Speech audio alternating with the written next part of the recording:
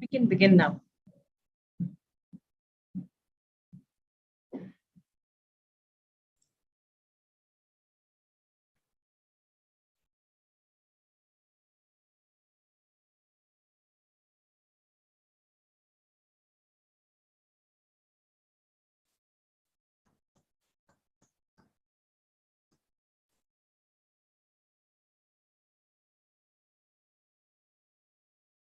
Tapan sir, you can start.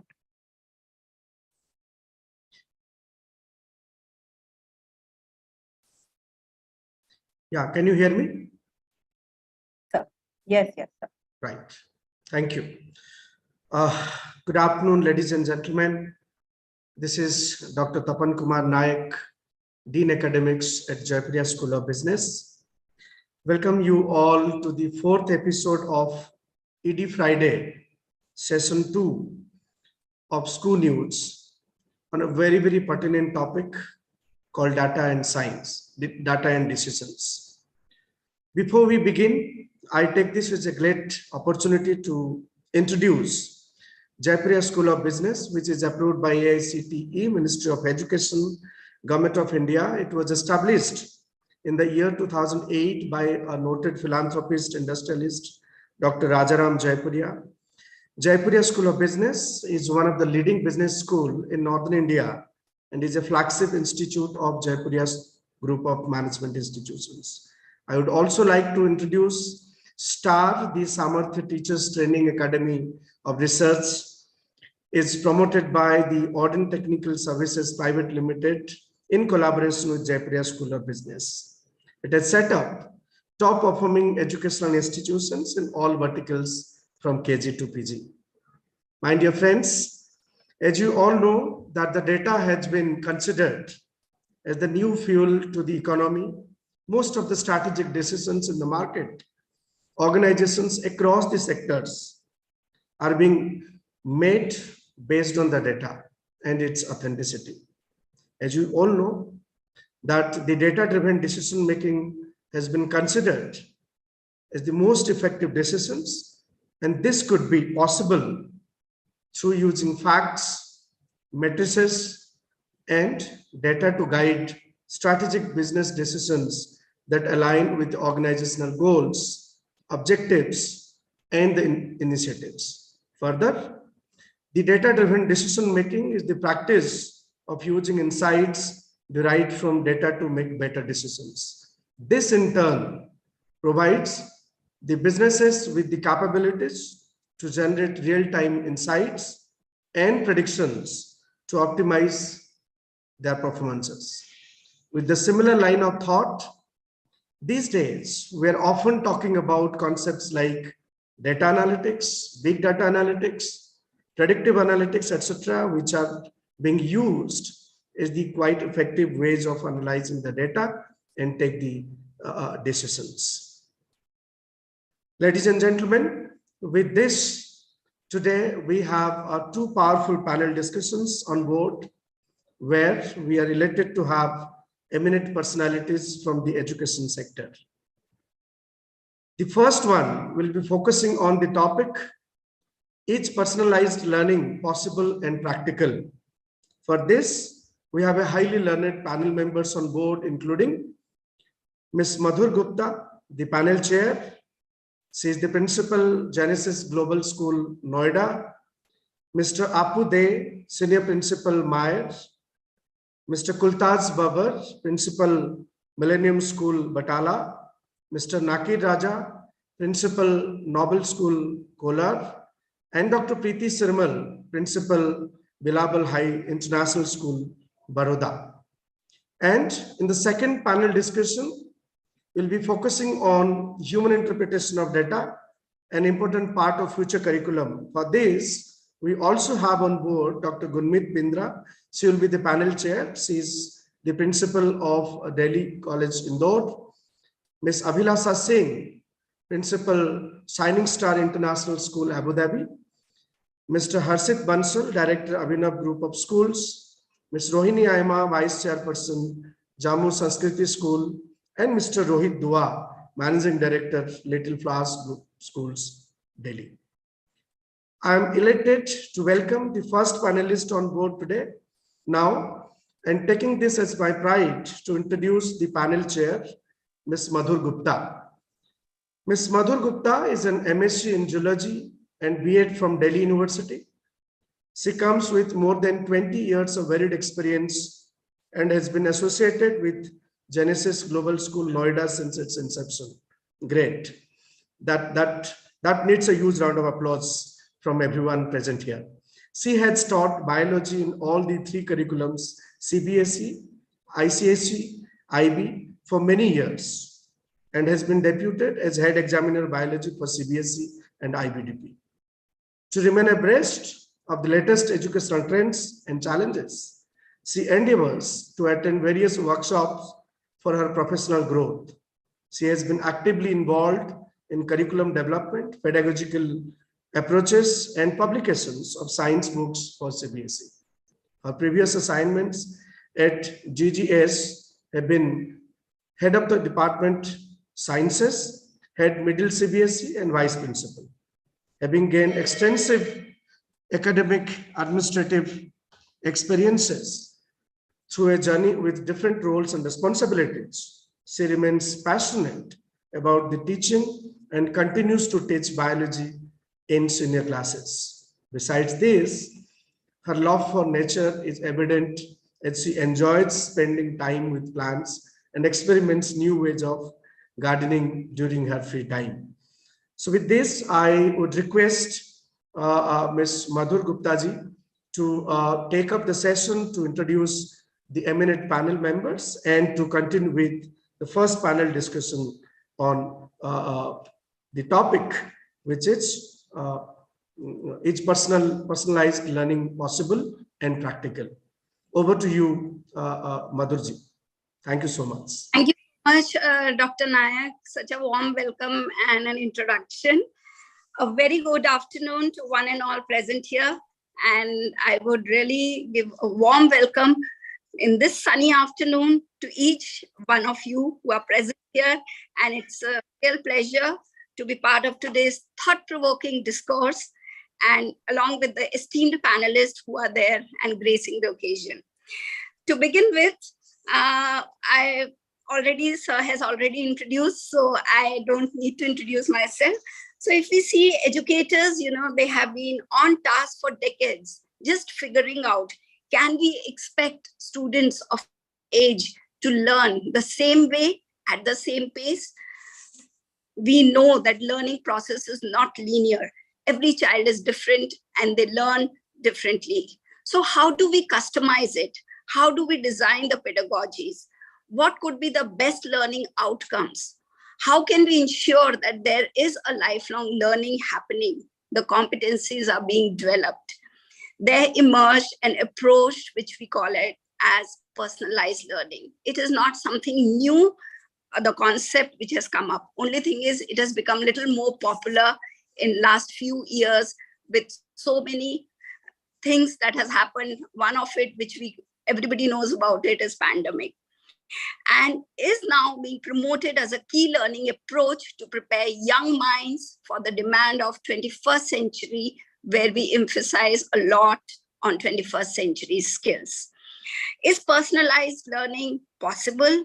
How practical it is? So going forward on this topic of discussion, I would now take it forward to my esteemed panelists who are present here, if they could introduce themselves and share their understanding as perspective of what personalized learning is. To begin with, I invite Dr. Priti Shrimal.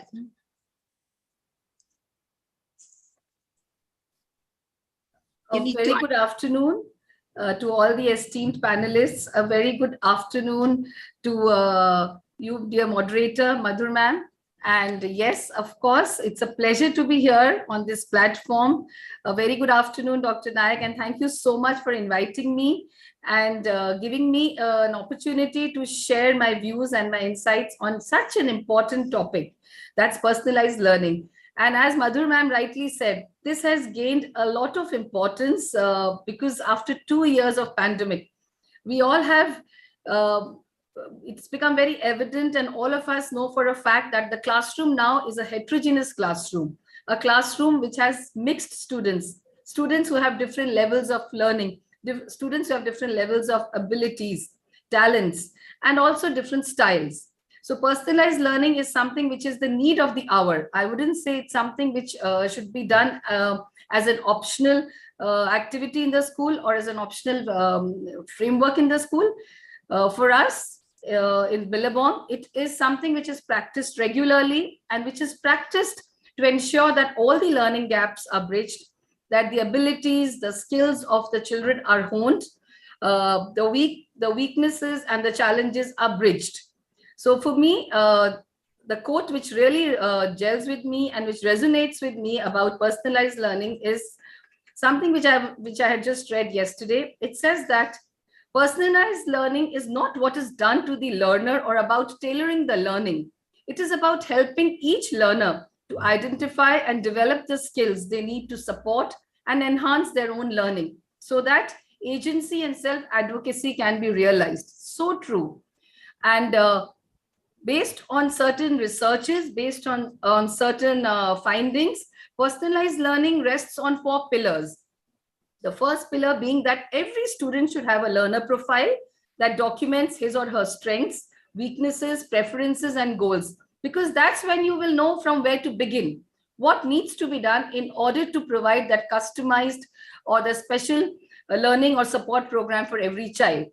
The second pillar is that each student should pursue an individualized learning path that encourages him or her to set and manage personal academic goals. We all know that there are different kinds of learners who learn at a different pace, who have different learning styles, and everybody has their own individualized future path, and they should definitely work upon that. The third pillar being that students should follow a competency-based progression that focuses on their ability to demonstrate the mastery of a topic and not just be seated in a class. This is so very important because in a classroom of 20 to 30 students, we realize that everybody is at a completely different level, but all of them need to be brought to the minimum learning objective level. So for this, we need to have a competency-based assessment, a competency-based tracking system, and then of course, a learning system, which is aligned to the needs of every child in the class. The fourth pillar is of course very important to create a learning environment which is flexible and which is structured so that all the needs of every child is met. And we need to have teachers trained enough to be able to carry this entire program to create a culture of learning in the school so that the different learning styles are followed in the class. We do not have the one-size-fits-all approach, which of course has become really redundant in today's day and time. So we need to craft and design new solutions, new dimensions, so that every child is able to achieve his or her talent, potential, and reach the goals and become future ready. So I would just like to end with the situation which is there in every classroom. Dear panelists, when we look at a classroom and we take a bell curve standard of the classroom, we find that 95% of it is populated by developing students. The remaining 5% fall in either extremes, children with special needs on the one extreme and gifted and talented children on the other extreme. So I feel that it is the pursuit of every school, every educator to support all the children who fall in the entire panorama of this bell curve to ensure that their needs are addressed, they become more engaged, more creative, more innovative, and of course become critical problem solvers and are more collaborative to face the challenges and brace the problems of the future, which of course for them is still something which is unforeseen, but we as educators need to prepare them. So in this path, in this journey, in this roadmap of every student, personalized learning is of great importance. So I would definitely like to gun for personalized learning, and we've been following it in our school to ensure that every child is reached and no child is left out. I I think you've covered, I think, so beautifully you have covered everything. Right. Thank you so much. And I really, that's my takeaway from what I heard from you is the 4 pillars which you have mentioned. If Mr. Nakeer Raza, he could give his insight on that. What is personalized learning as per his understanding? Yes, happy afternoon to one and all. So I'm very delighted to share my experience as a person learning. I'm Nakeer Raza from Principal. One-liner, sorry to interrupt. If you could one-liner to introduce yourself and then you can just share. Yeah, sure, ma'am. I'm the principal of Noble School, Alipur. It's a school, CBSE school near Bangalore city, which is about 70 kilometers from the city. So it's mainly set up in a very rural area, and the personalized learning which I'm part of this session. I'm very honored to share my insight and my experiences in this session. It's like our ma'am has covered many areas of personalized learning. To add on it, so there are 2 models of the personalized learning. So this personalized learning it has its own way and its own pace. So when we talk about the student centric, so there the personalized learning comes in. So we are moving towards the student centric. So then we need to adopt to this model of personalized learning. So the 2 models which are emerging are, one is the engineering model, where the focus will be more on the academics, and the experts will map out what a child needs to learn and how we need to personalize it to each one on their level, on their understanding, on their learning styles and the learning ways. And the second model could be the progressive model, where the project-based learning comes in, where the usage of the digital data comes in. So the digital data, what we see in like in the marketing, it has been very well used by these marketing portals like Amazon, Flipkart, or all such. So when we search something, we get similar advertisements or recommendations on that area. So similarly, this using the digital data will help the learner. So what style or which way he could adopt to his learning style or learning ways. For example, English teachers come and ask a student, so which part of the language do you like, whether it is grammar or it is reading or writing or such things. So a student says, no, I like commerce or like science. So that way we can, the language can be accommodated to its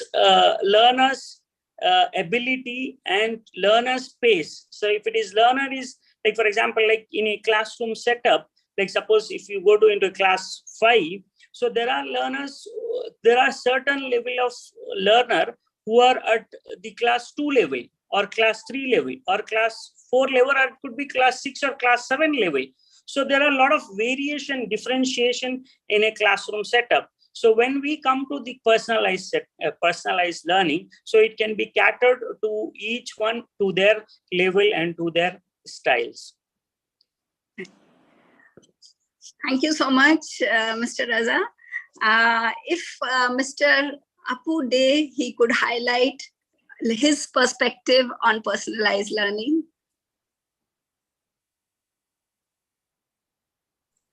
Thank you, ma'am. Yeah. My warm greetings to all the panelists and attendees.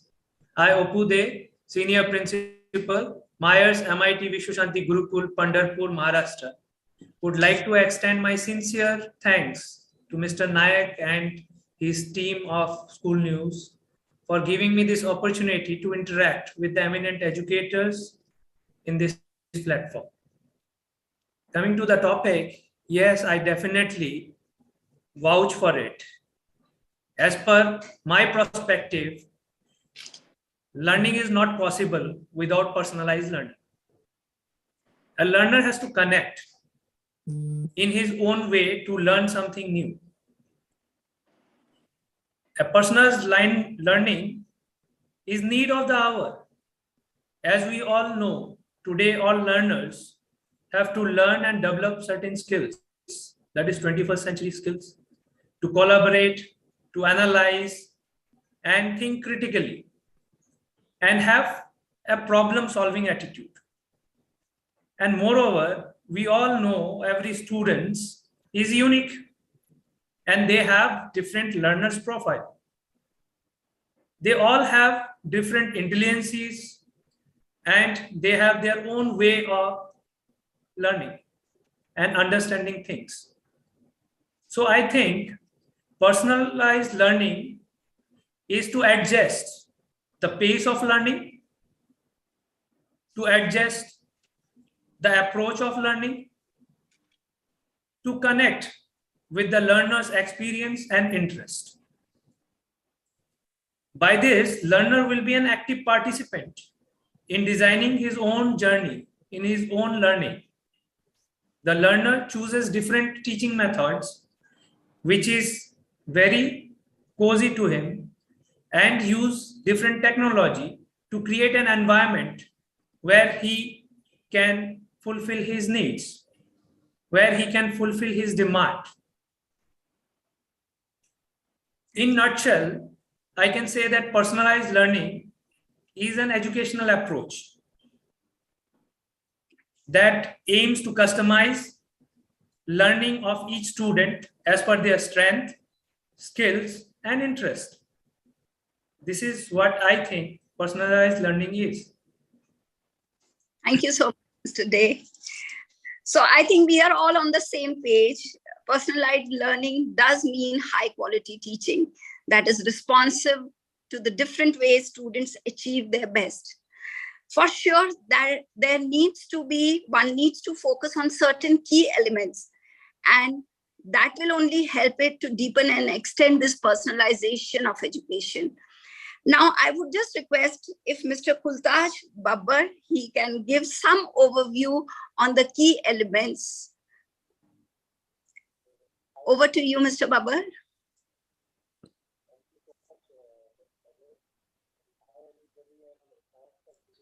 Mr. Babbar, can you please unmute yourself? Your voice is not coming. Sir, No. you are mute. Still, we are not able to hear you.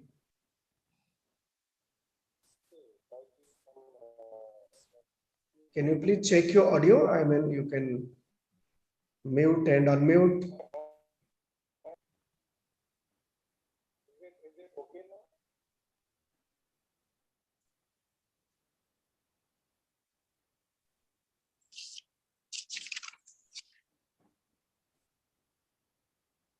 Sir, you are on mute, Mr. Babbar. Yeah.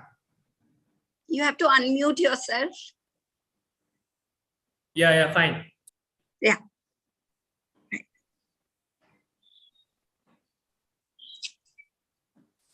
But we Yes. can't hear you. Sorry.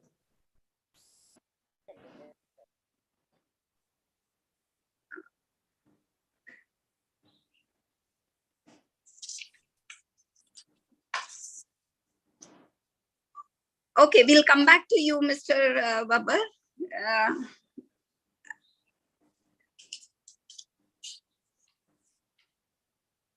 Okay, moving next then. If anybody could just talk about some of the key elements, though in nutshell, all the three speakers have mentioned some of the elements of it, but if anything to add on to that. Am I audible now?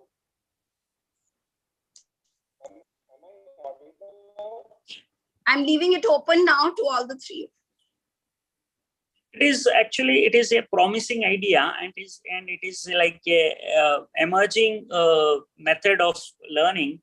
So where and it is like the boom of this digital like edtech companies. So many edtech companies have come, and these like home tutoring or with the app. Emergence of so many apps and the softwares and the learning management system. So this is taking little bit of attention in Indian educational system, and it has to, because our system more or less is being based on the industrial era. So now we are emerging, and the children who are in kindergarten, they are going to create their own jobs. There'll be no existing jobs. So when you have a personal gadgets or personal area, personal things, so they can also create their own jobs. So there we need to have personalized learning.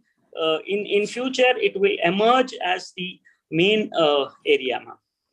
Okay, so if just if you could, yes, we are agreeing to it. Obviously, Am I audible now, Miss Madhur? Yes, you Am are I audible. Okay, fine. So like regarding personalized learning, I would like to quote Bertrand Russell. He was a British philosopher and he worked in philosophy, mathematics and logic. So he wrote once, to understand the actual world as it is, not as we should wish it to be, is the beginning of wisdom. So, these thoughts, if we consider for the days after the pandemic, so they are worth remembering, because when we plan and evaluate our instructional practices, including personal learning, so these words count. So means this involves more of intrinsic motivation. So like if we are talking about personal learning, so this personal learning, a child should be intrinsically motivated, to learn the concepts and the subjects which he can correlate from the class to the walls outside the school. So it is what I feel personalized learning is. And secondly, we as teachers should engage students in such a manner, like it's an engagement. An engagement is not about baiting a hook. It's about helping students find their spark and make their own fire. So if we as teachers and leaders, if we have these qualities, we can just spark the child's mind, ignite the child minds. I think the personal learning, whatever concepts, what NEP 2020 says about, the SDG, that, what do you call it, social responsibility a school should fulfill. So this personal learning is quite a good tool in our hands where we can fulfill the social responsibility as well. Thank you so much. Just if in bullets, since we have talked quite a bit about personalized learning, if Mr. Raza, if you could just in bullet points mention about the beneficiary impact of personalized learning. Yes, ma'am. There are a lot of benefits to it, and there are challenges which we need to come out. So when another panelist for the yes, right. So actually, this helps the personalized learning helps the students to move on their own pace.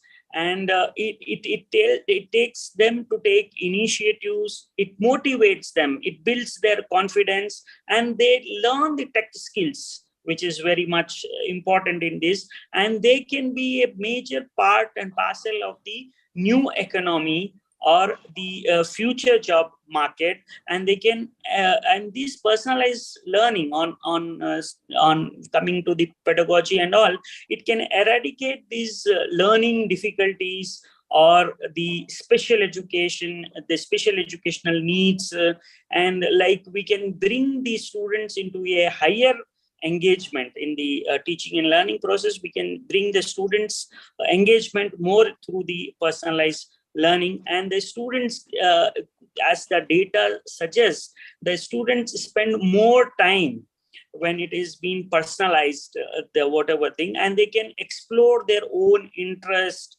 their own talents, and the whole learning will become more effective and child-centric. You just mentioned one thing, we can move in a direction to eradicate the special education learning disabilities.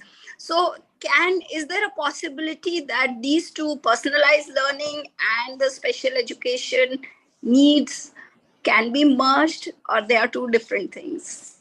No, we cannot merge, because when the normal child itself is different from each other, when we see that learning disabilities and the learning difficulties or the other special educational needs, so we have to tackle in a different mode and different way, but according to that person's space and person's ability and the person style. So for example, like a person is more of auditory skills if he learns, so we can give him more of visual and auditory work to him. If a child is more of kinesthetic, he wants to do it and he is moving, so we can plan a lesson plan in such a way that that child does that work. So that's how a differentiated learning can be brought into the classroom itself with the personalized learning. Thank you so much. So I think personalized learning one strives for, but it is not so easy to happen. And I think I can see in one of the question, one of the participant also has posed this question. It's a query. So just taking it forward. So there will be challenges, limitations, and obviously it will vary with different age levels. So if Dr. Shrimal, if you could just talk about some of those, the challenges and limitations, because what talking is something else, but implementing is something else. We are all bound with the current education system. We have the set exam pattern, we are bound to finish the curriculum, we have the syllabus, we have the classroom, other responsibilities. So if you could just talk about those limitations. Absolutely, rightly said, Madhur ma'am. It is one thing to talk about it and another to walk the talk. So for me, the most important thing is we need to understand what is personalized learning. So there needs to be a lot of clarity around this term. Sometimes there's a lot of ambiguity as to what exactly it is. The second is, for whom are we actually planning this entire personalized learning experience? Of course, for the students, as all my panelists have mentioned, that it is student-centric. So for that, we need to know the students very well. We need to be updated with their records, with their needs, with their strengths, and with their progress. Because learning is dynamic. All of us are aware of that. So how fast has the child progressed? Where does he need support? Where do we need to adapt our methods and technologies and our strategies so that we are able to cater to student needs? These are challenges because every teacher has to know her student. This is a mandate. Then only can she or he plan, customize, or align the support or align the processes to suit the learning needs.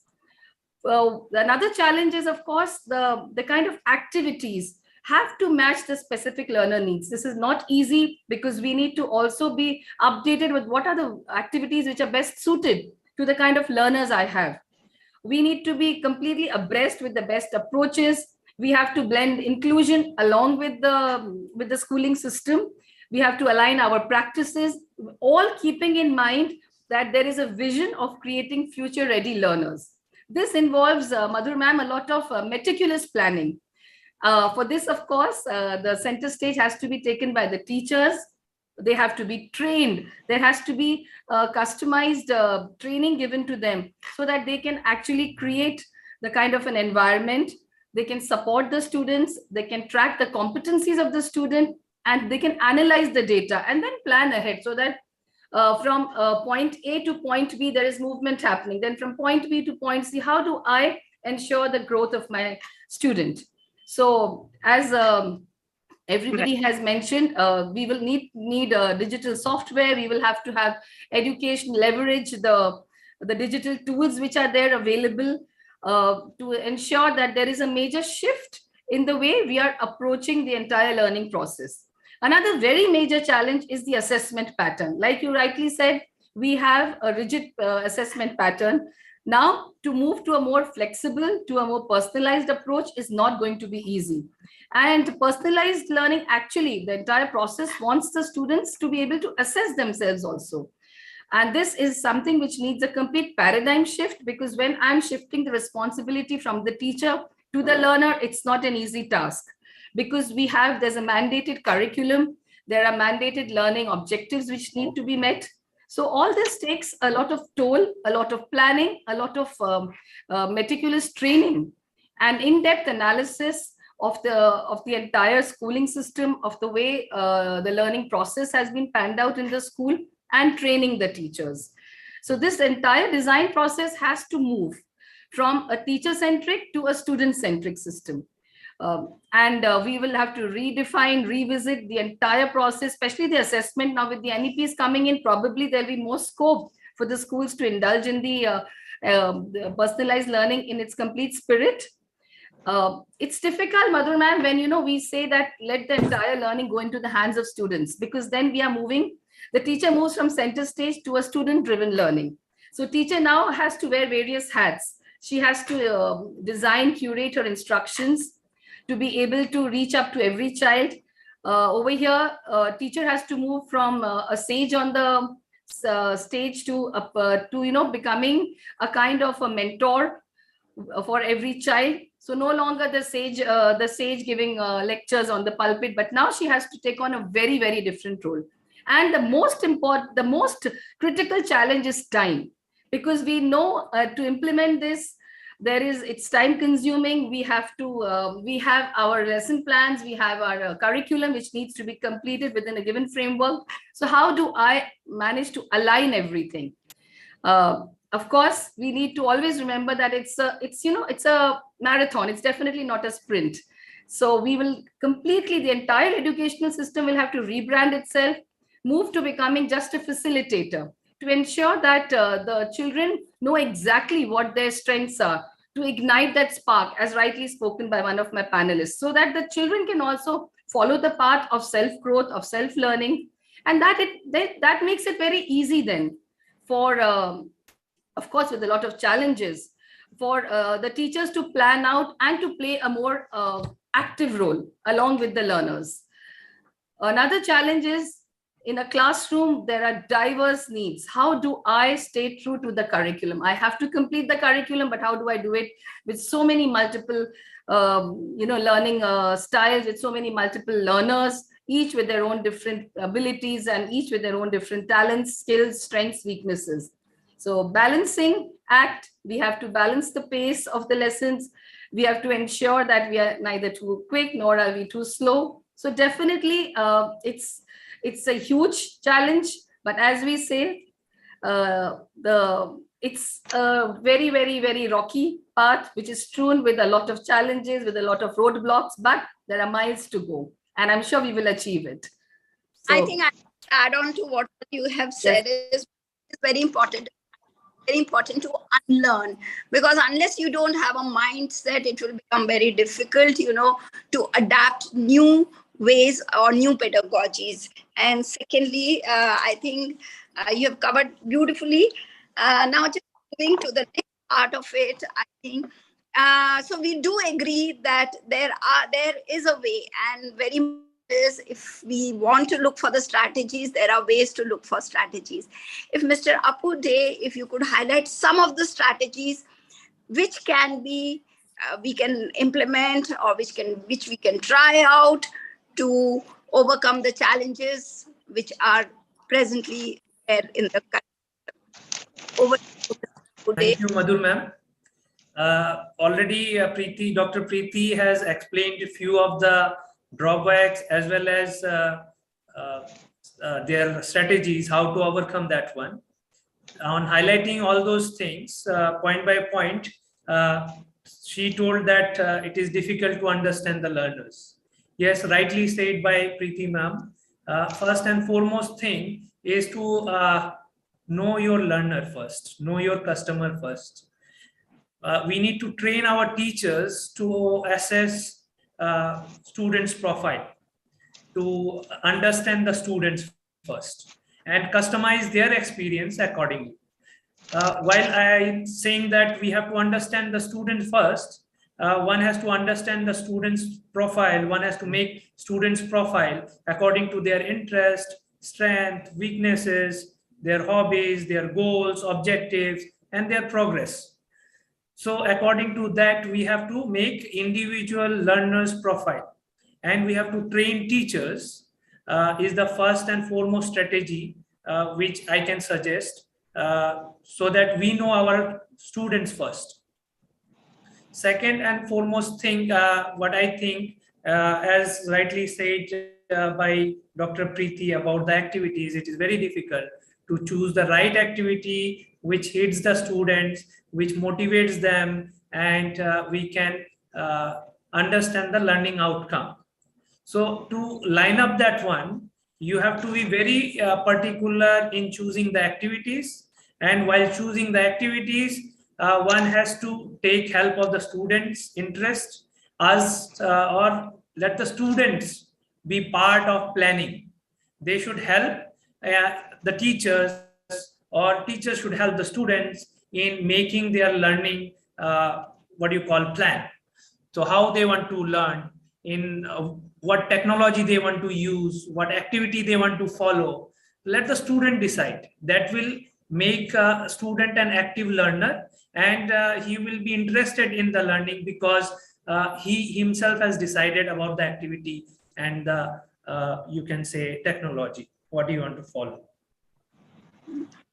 Third is being part of the planning of their own learning will make them more, you can say, involved in terms of content, in terms of processes, in terms of product. By content, I mean the concept and skills a student need to learn.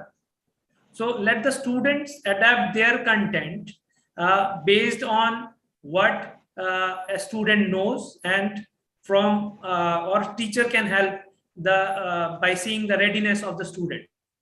What is his formative stage of the student? By processes, I mean the ways in which the content will be taught.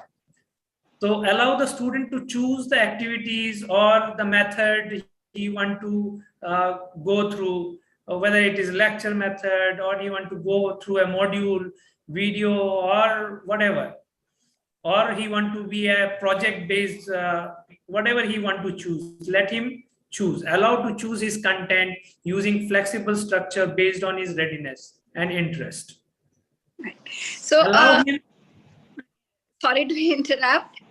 Keeping the time also in my mind, I think whatever you have just mentioned, I think three key things what I could gather till now is a lot of flexibility is required, and if we can have a reflection when we are talking in terms of students' profile, so reflection will give us an overview of what are the strengths of the students and the limitations that will help us in designing the curriculum and taking it forward. And of course, if they are part of it, it gives the ownership to the student, they get empowered, right? So I think still that question is still in my mind, but is it possible? Is it practicable? Or we are able to do it 100%, or there are just few elements of personalization which we are able to put in our day-to-day teaching? So this is something which one needs to think about it. So just I'm moving to Mr. Babbar. If you have any kind of any success stories or anything which is practiced in your school, which could be a personalized learning, and along with that, if you could just share one takeaway of today's session. Yeah, sure. Thank you so much. Personal learning, as far as I'm concerned, I've been practicing it since 5 years in the schools I've worked. So, the key elements, I'll in a nutshell, I'll sum up. Key elements of personalized learning is, one is giving autonomy to a child. The number 2 is self-efficacy. Number 3 is relatedness. And number 4 is relevance. So autonomy is if I remember my years when I was handling grade 6 and 7, long back in 1998, since then I've been doing this. I'm asking the students that, what exactly you wish to do, because what I feel, from grade 1 to grade 8, we are free to do anything, because CBSE is an evaluating body and exams start from class 9 onwards. So till class 8, the school leaders, the facilitators, at the word used by you, we are free to do any kind of experiment in the class where it should be child-centered.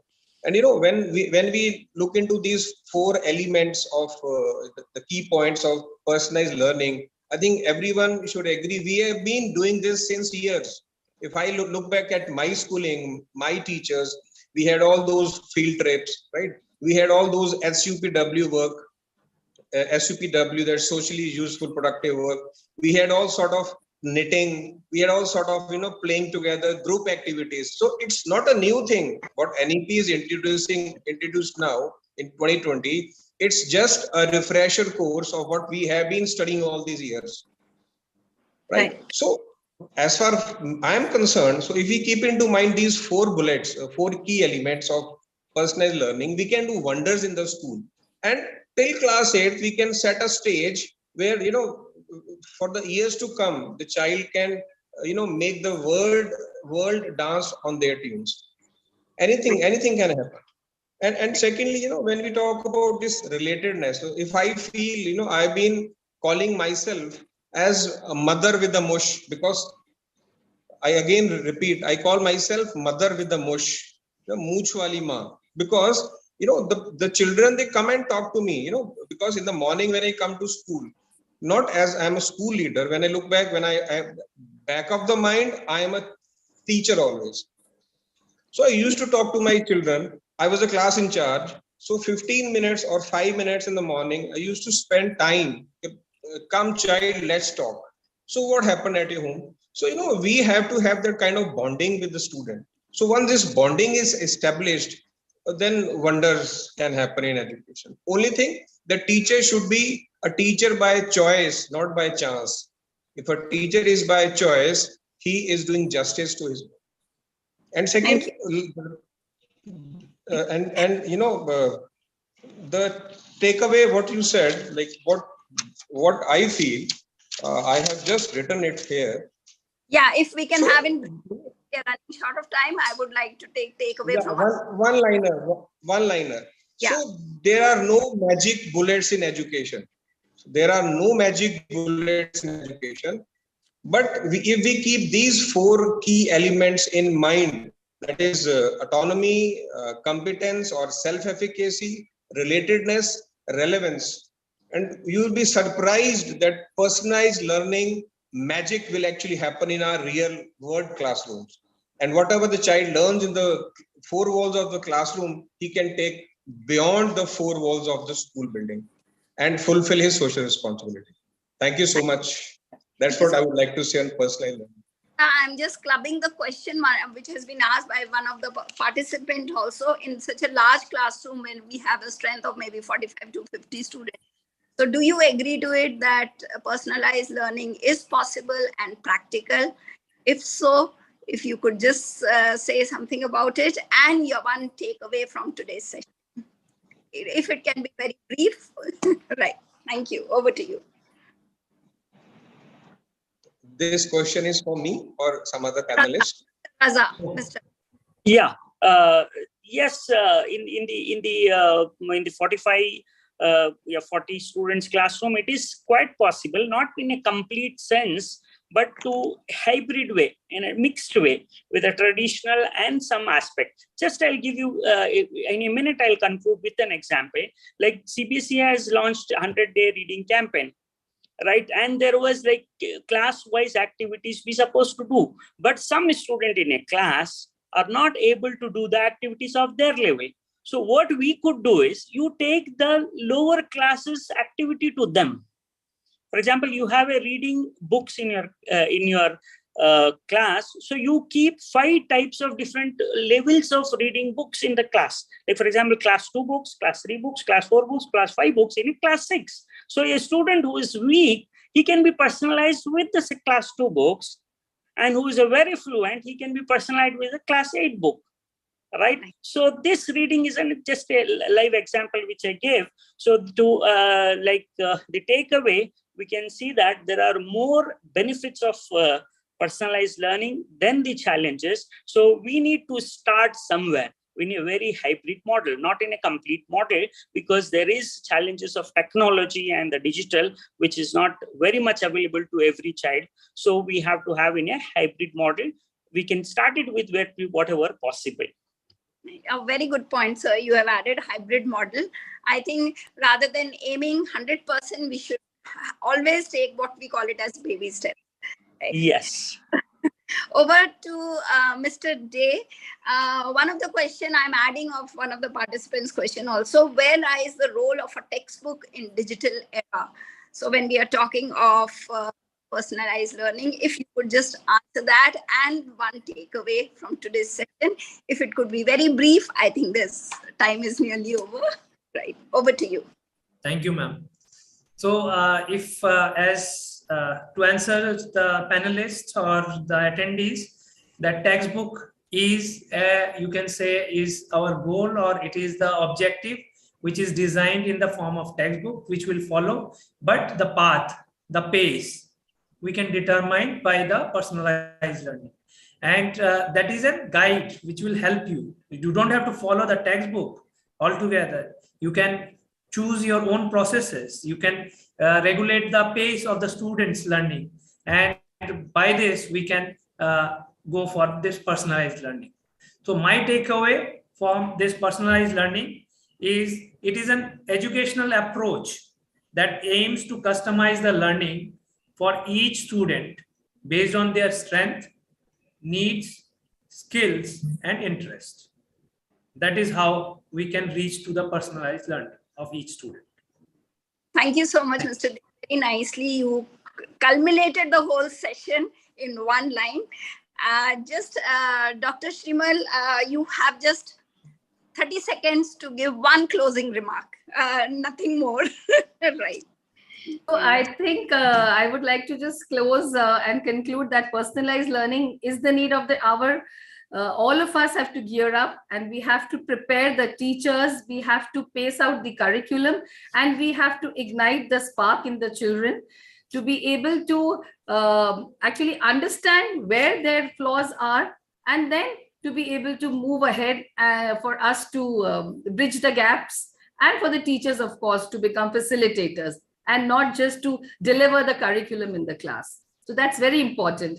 And something which we do, just in one line, I'll finish in half a second, is we ask all our students to conduct a SWOT analysis of all the students.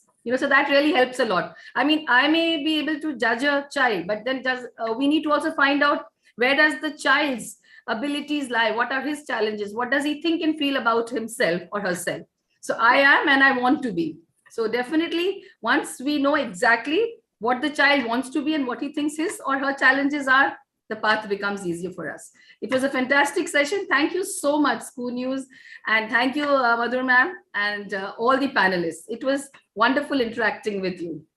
Thank you. Thank you. And thanking School News for giving this platform to express our thoughts and share our experiences. And with this, I would like to end today's session, and my closing remark, I would like to add one more, what my takeaway has been. So if I say to adequately support each student on their learning journey, element of personalization is vital. I think each one of you agree to this, and it is only possible if planning is there and implementation has to be very well thought of. Then only it will be implemented. Nurturing in the right manner is needed. Thank you so much. And thank you so much. Thank you, School News, for the opportunity. Thank you, panelists, for your thank you so much. Thank you, all of you. Thank you, Ms. Madhurji, all the esteemed panelists. I was, in fact, listening all of you. And I do not know about the personalized learning for students and trainers, but yes, it was a quite personalized learning for me today.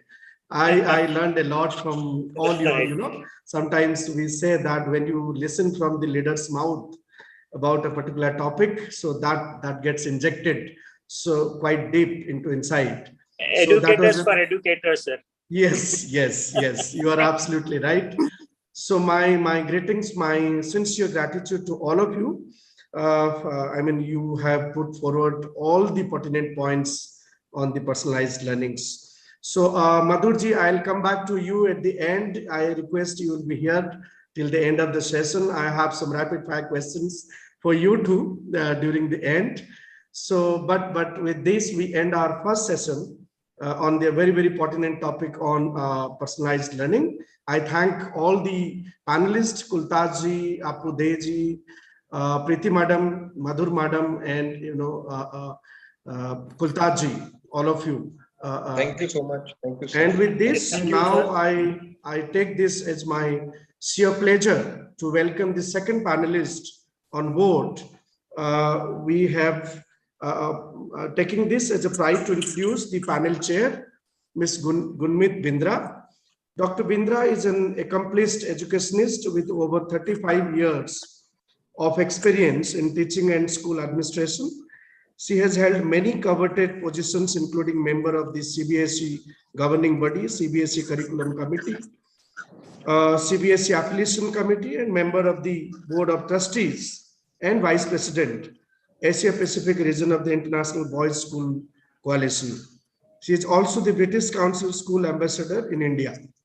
Dr. Gunmeet Bindra is an alumnus of Delhi School of Economics and Calcutta University. She was Director Principal, Delhi Public School, Rajpura, prior to joining Delhi College, Indore. She also served as the first female principal of Welham's Boys School, Dehradun.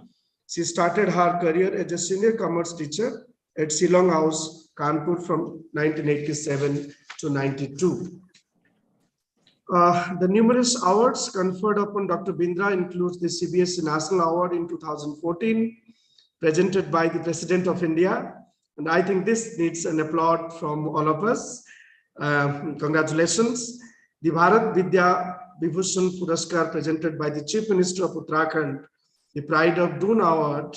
Oh my God, so many. The Rajiv Gandhi Education Excellence Award, the Uttarakhand Ratan Award, and the National Award for Instructional Leadership in the Principals category of the awards at the NDT EduConf Education Awards 2016. So many things. So with this, I welcome Dr. Gunmeet Bindra on board, and also the panel members of the second panel session. And the topic is, the human interpretation of data, the future of the curriculum. So very, very pertinent topic. I welcome you all on board, and I am sure with the completion of this particular session, our attendees, including the educators and the students, will be going wiser into it. So over to you, Gunmeet ji, to introduce all the panelists and take over the session. Thank you so much, sir, for a very generous introduction. You make me feel very good about myself. I think if I go for a blood test, my hemoglobin would have risen by now. Thank you so much. I'm indeed blessed, honored, and privileged to be here, to be moderating this session. The first one was very, very enlightening and a topic which is very close to my heart. I am here in the capacity of a moderator, hosting three very eminent personalities. I have with us this afternoon, in alphabetical order, Ma'am Abhilasha Singh, Principal, Shining Star International. I have Mr. Harshit Bansal, Director, Abhinav Group of Schools. And we have Ma'am Rohini Aima, Vice Chairperson of the Jammu Sanskriti School. Mr. Rohit Dua, Managing Director, Little Flowers Group of Schools, has expressed his regret to join on time.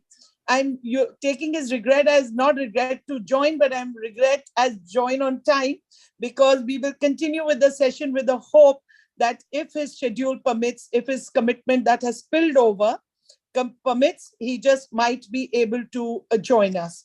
But for now, a very warm welcome to my three panelists who are there with us here. I have the pleasure of introducing them to you.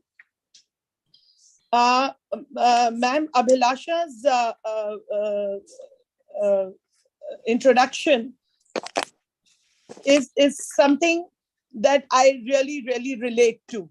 I have gone a little off the camera because I am using my phone to read Ma'am Abhilasha's introduction. Just give me a minute. Just give me half a minute, please. Actually, I was on a very erratic network and I've changed my place to be here. So thank you for bearing with me. So ma'am, Abhilasha is working as a principal at the Shining Star International School in Abu Dhabi. She is an MIE expert with Microsoft. She is UAE ambassador and lead facilitator for Climate Action Project 2020. As head of the institution, she drives change and sets a growth mindset among staff and students through a visionary plan, so important for any leader. She's trained in international inspection skills. She's also the country ambassador for T4 education. She represents Dubai as an ambassador for SDGs for children. She is a national level handball and basketball player. Ma'am, you know, personally, I feel a principal who has a sports background is head and shoulders above those who don't. My apologies if anyone is feeling offended, but I honestly believe that a sports background, not just for principals, for anyone, does give them an edge over the non-sports people. And it's never too late. So if any of us have not tried our hand at sports, it's never too late. I think maybe we can start any sport, any game, anything that matches our interest, aptitude, health, age, whatever. Ma'am Abhilasha has also done a certificate course from the Harvard School of Education in leading change, leading schools, and leading people. She was awarded the Most Inspiring Leader 2020 by Peace Square International and has won the Innovative Leader 21 from Ek Updesh, Delhi, supported by Niti Aayog and Ministry of Ayush. So very, very warm welcome to you, ma'am. We are indeed privileged and blessed to have you with us this afternoon. Thank you so much, ma'am. Pleasure is mine. Thank you so much. Thank you. We also have with us Mr. Harshit Bansal.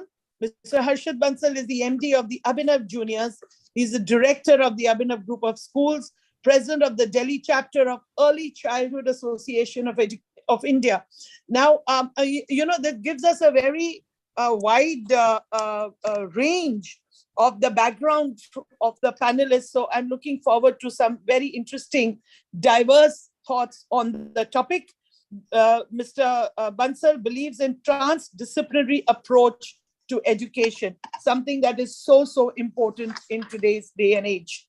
Thank you, sir, for joining us this afternoon. We are indeed privileged and humbled. Thank you, ma'am. Pleasure is all mine.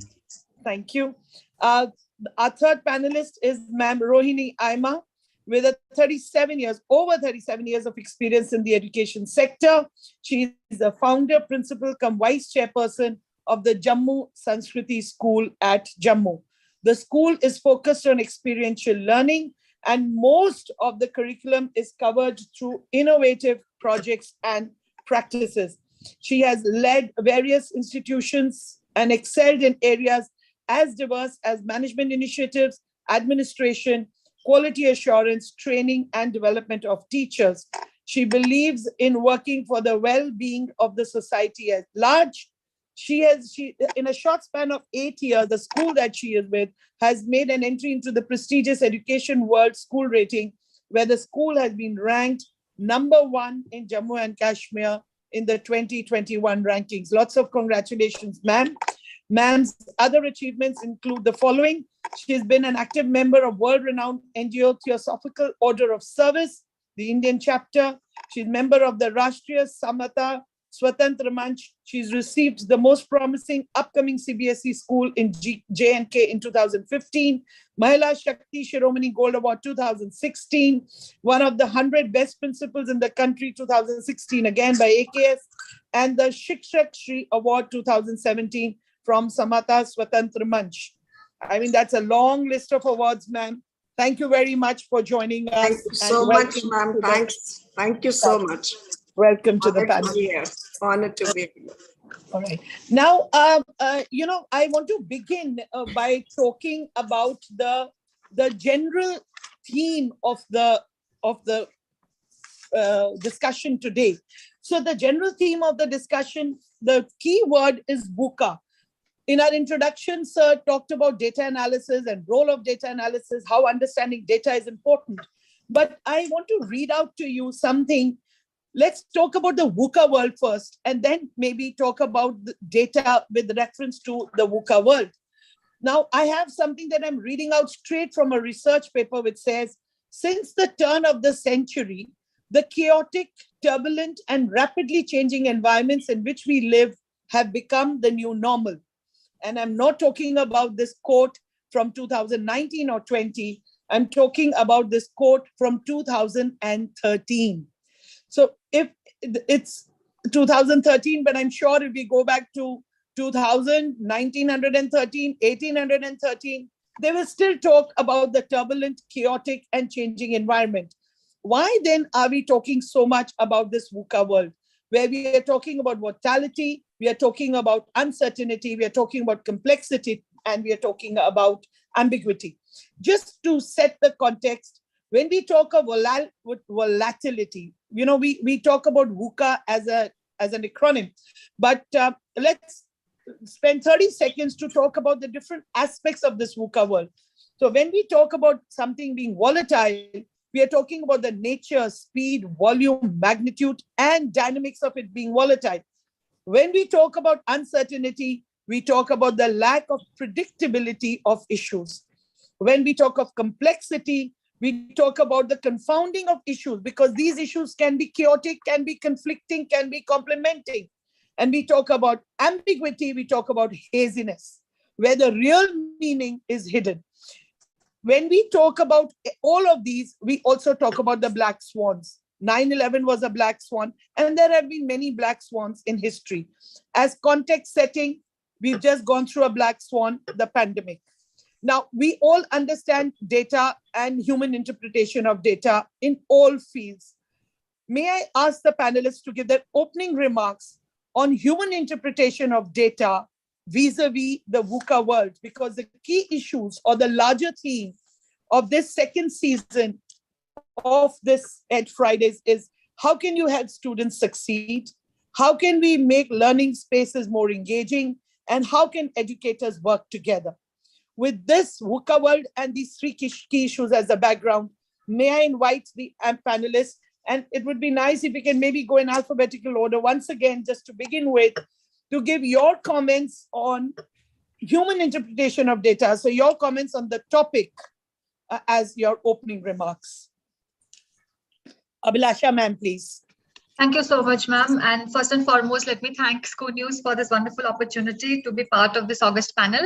And at the same time, a wonderful opportunity to learn from each other. So I was also listening to the first part of the session, and in fact, it connects very well with what we are going to talk about. Now, sticking to the question that you have raised, and also like setting the context of today's session, the VUCA world that we have seen, the importance of human interpretation of data, amazingly, I'll start with that, how it is important that we teach adaptability and accommodation to our children, because it is this adaptability and accommodation, in fact, adaptability to the changing environment, that leads to the success of that individual. So that's how the resilience, the grit, and all that we spoke about during the 2 years of pandemic, that those children, the schools who were able to adapt to the change, to this sudden disruption, and also change gears smoothly to move into the online learning, have done very well. And then, of course, there were schools where the availability of devices and the internet and all that posed a challenge, where the children we had, where there was a lot of loss of learning that has been registered. And then moving on to that, how the data interpretation has also helped us in smooth sailing during this time.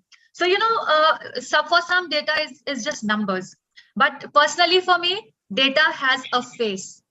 Data is probably Ishal Fatima in grade 5, who is doing very well in reading, but not so very well in math, and we'll deep dive into the reasons why. Or it could be Hilal, who requires help in all the subjects. So it is this data which has a face and a name, and this interpretation of analyzing that data helps in students' achievements, and then connecting it to the previous session of making learning personalized. Definitely the data helps in a big way to personalizing learning for our learners. I leave it at that, and we'll take this conversation forward. Thank you, ma'am. Thank you so much. May I now invite Mr. Harshit Bansal for his opening remarks on the topic. Mr. Harshit Bansal, please. Good afternoon, everyone, and much thanks to School News to have us all on the panel today. Thanks to Gunmeet ma'am for a resounding introduction of all our panelists. And now I would like to say that Abhilasha ma'am has not left us any scope to add to this opening remark of hers. She has combined the previous panel inclusion. She's talked about what we are going to talk about after this now.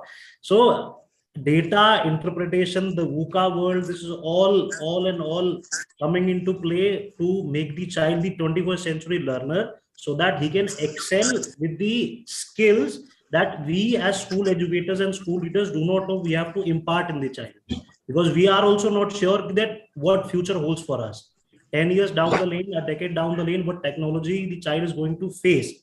So us as educators, us as leaders, the main challenge that we face against ourselves is how to prepare the child for what uncertain future that he is going to face down the line.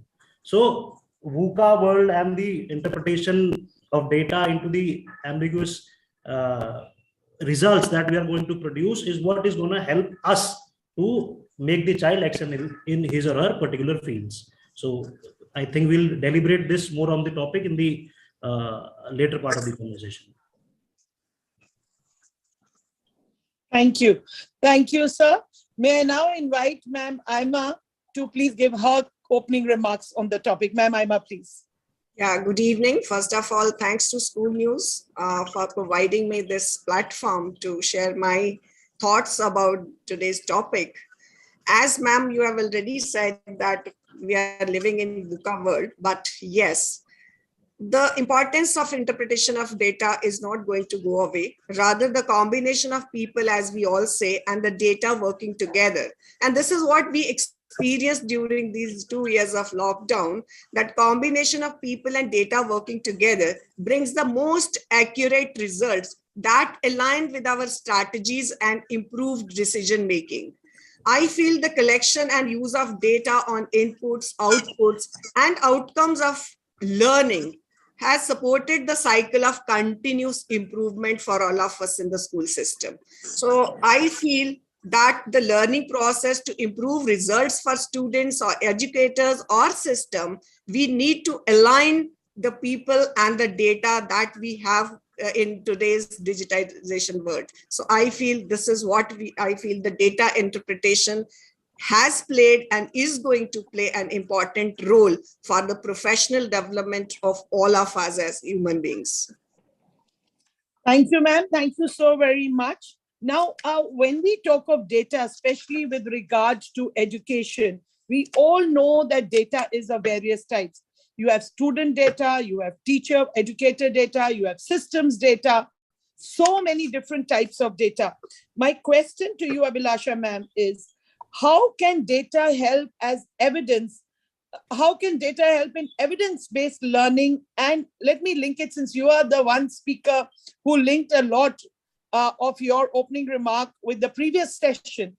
How does data help in evidence-based learning and personalizing learning is my question to you. Okay, ma'am. Thank you so much for the question. Evidence-based learning is based on the students' achievements, and also, like, you know, if the schools are data driven, then they rely on data to get answers for the questions that the data might be posing. And probably when we analyze it and we deep dive into the data, it also throws us a lot of insight into just keeping academics in focus at the moment. So how the school is doing and what is going well, and even better if kind of questions. So therefore, for teachers, it's important that the data be analyzed, and then that the analysis of the data will throw light into how well the child is doing and where the child requires help. And that information then goes into personalizing that lesson plan or the personalizing learning for that child or for the students of this class, grouping them into the different abilities, or having your focus group, or even one-to-one session with the child. So, you know, that's where the data helps the teacher in helping her personalizing the learning for the child, bringing how the child will learn. Now, for example, if we are looking at if the schools are taking CAT4, so the CAT4 is a cognitive ability test, and CAT4 helps the the teachers, even like the reports are are for everyone. So for parents, for teachers, for management. So for management level, that evidence gives information about how well the schools are doing, which teacher is doing better than the other, which classes are doing better than the other, and which is the group which requires help. In fact, CAT4 also helps to throw light on the identification of students. So there could be some students which have not been identified by the teacher for whatever reason, but CAT4 results then helps the teacher to know and even identify the special needs students. So that data then helps the teacher to plan the lessons, support the child in where the support is required. Also, later on, data triangulation, like say you've got CAT4, then you've got your internal assessments. So there again, if you analyze these two data, it will also help us to understand that perhaps the child is doing well, but the CAT4 the result is not good, or the CAT4 result shows the child in that A band, but the class result, the internal assessments are not good. So that means that the child has the ability, but the teacher has not identified it. And therefore, now that we have that data, that child can be pushed to achieve results greater than what the child is doing at the moment. So, these are, and then of course is the triangulation of the entire data of the international benchmark if the schools are doing. So that helps the schools to improve students' achievement, improve results. And that data analysis is done at various levels for grade 10, for board students, for internal. I mean, it's up to schools how they drive data or how they use data in the school. Similarly, and then that evidence that is kept for supporting the evidence that is stored or is used to support and are in support or for supporting the child, all that becomes part of the evidence to then later look back. And also from management level, that if we are analyzing, if we are for teachers appraisal or for teachers observation, all that information that goes back and forth between the teacher, between the teachers, between the principal and the head of the department, so what is working well and even better if.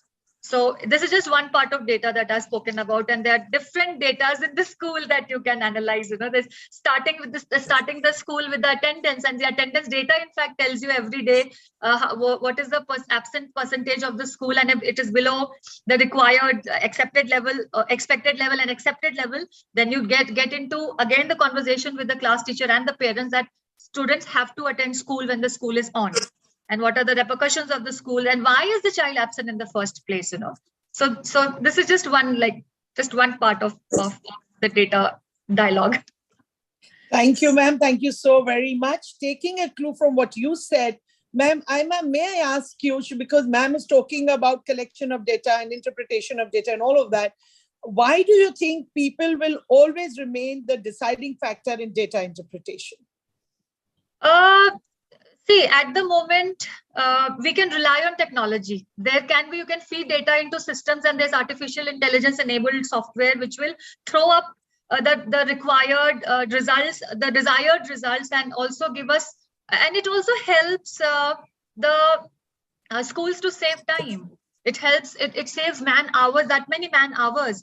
But then, the human interpretation will always be central to deriving, because the data is numbers, as I said before, but it is what we want from data. So on the other side of the screen, on the other side of the sheets, there's always human eyes looking at the data and the questions that are being asked. So the human interpretation of data, the humans will always be required to interpret data. Ma'am, Rohini, Aima, if I ask you the same question, why do you think people will always remain the deciding factor in data interpretation? Yes, ma'am, very well said by our previous panelist, Abhilasha, ma'am. See, data is there, and today's world when everything is techno savvy and all of us are using technology to create data, and number of bytes of data is available with each and every one.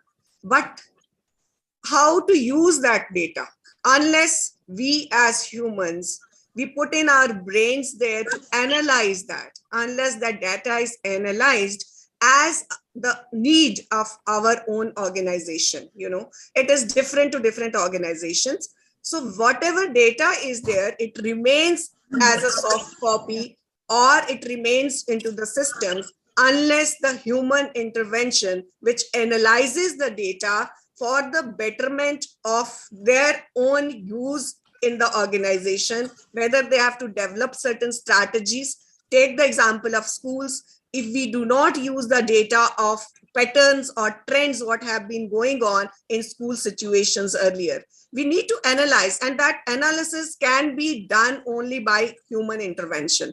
When the humans, they connect and they analyze the data that we have, we cannot progress further because data becomes useless unless and until it is analyzed.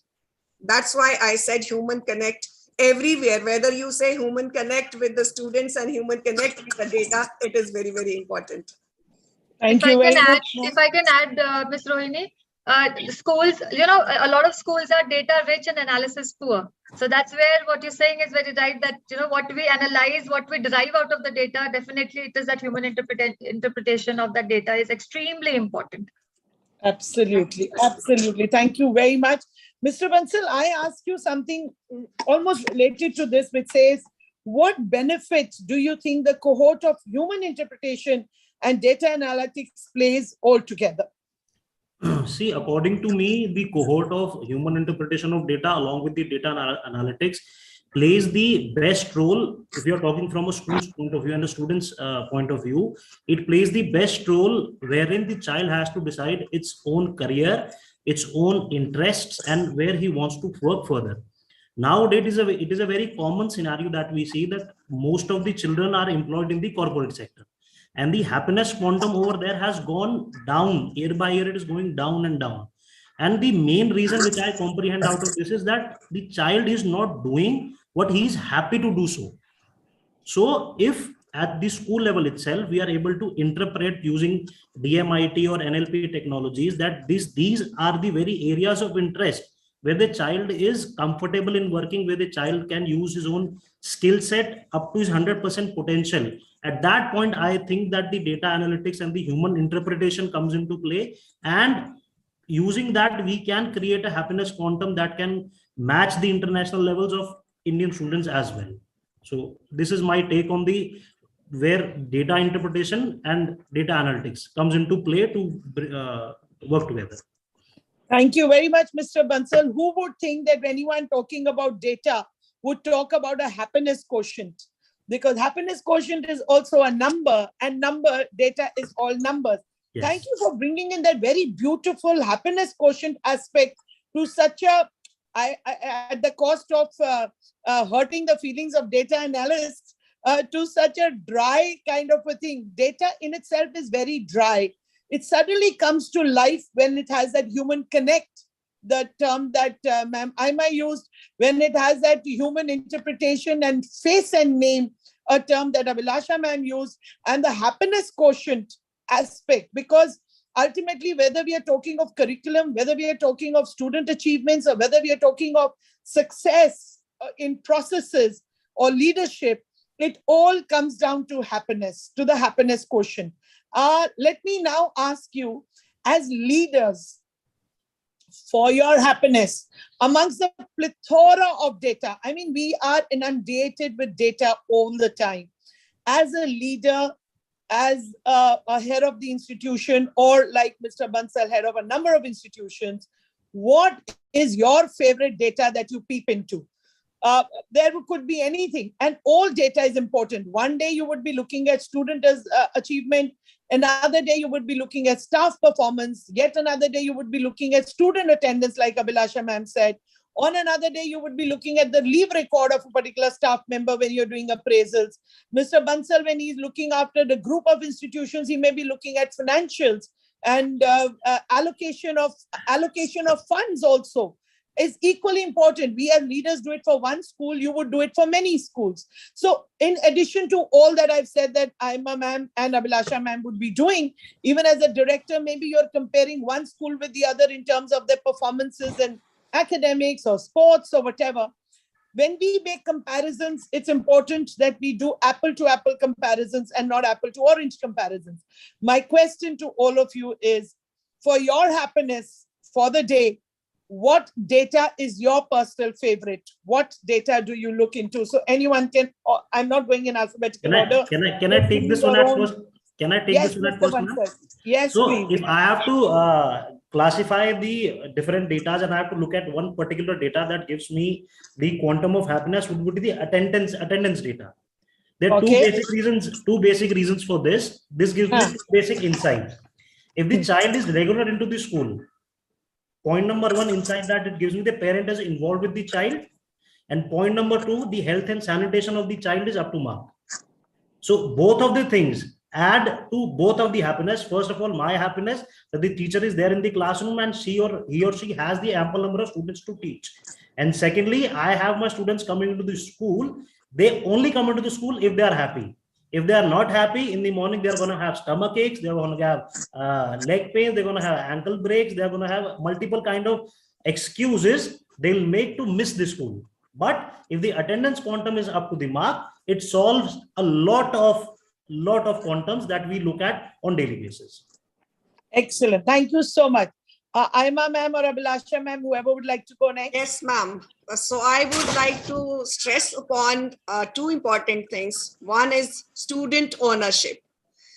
I think the students, when they become and they understand and they are involved in creating their own curriculum, day-to-day basis, what is required as per their professional aspirations. If they are able to give the inputs, they are able to have the ownership of their own study routines and involve in content developing also for their own curriculum. I think that's going to be the biggest achievement as per the aspiration of the students. And second, that is important to me is mentoring will become the most important thing for us as educators or us as teachers, because there is ocean of knowledge present in today's world. But when the students are able to identify their aspiration, they have the ownership of their own understanding, creating their own content, then we as educators remain as facilitator, or you can say the mentors for them to guide which way and how to succeed what they aspire to be. So these are two important things for me. Thank you, ma'am. It's indeed heartening to see that educators today value student engagement, and that is the overarching theme on how to make our curriculum and learning spaces engaging for educators and learners. Now, I'll come back to you right now. This question is again back to you, ma'am, that when you talk of student engagement and mentoring, what kind of data do you think will facilitate you in understanding your journey from where you start? I mean, I'm sure you're already in the middle of it or way ahead of the halfway, or maybe towards on the other end of the spectrum. So for student mentorship, for student engagement and involvement in curriculum designing and identifying their own aspirations, what kind of data, ma'am, do you think would be beneficial? Yes, ma'am. I'll talk about my own personal experiences in our school.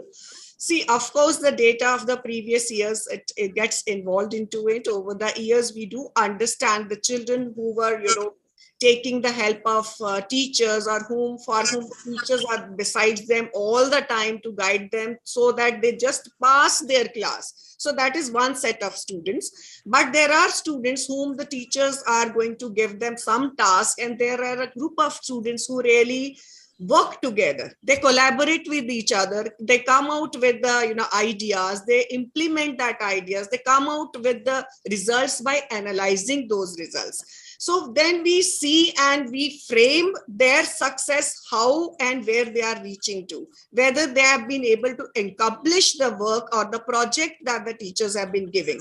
So these two different situations, when we analyze and we see, the more percentage of children have been happy in developing, in being in collaboration with each other, like peer educators program we do have in the school, and peer educators, when these children are talking to the children on emotional or mental well-being of themselves, and then they interpret that why certain children are not doing well and why some of them are doing very well.